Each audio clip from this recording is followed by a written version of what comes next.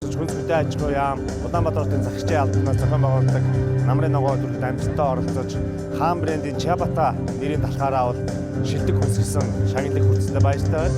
Энэхүү хаан брендийн Чабата талх маань бол бүх тарианы болон энгийн Улаанбаатарын гэсэн хоёр төрлийн Итадаас гаралтай тийм талх байна. Энэ талх маань одоо сэргэлттэй болохоор шингэц сайтай.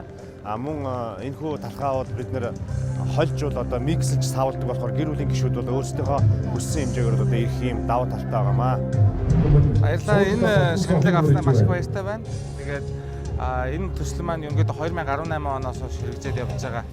Ер нь бол зөөлөн чихэр болон шоколадын чихрийн бол манайх импортын бараг 99% хамааралтай байдаг. Энийг манай компани Монгол улсынхаа зах зээлийн нийтийн 10-аас 15%-ыг хангах шилдэг арга бүс үйлдвэрлэж намрын ногоо өдрөөлж ховлын ярмагтаа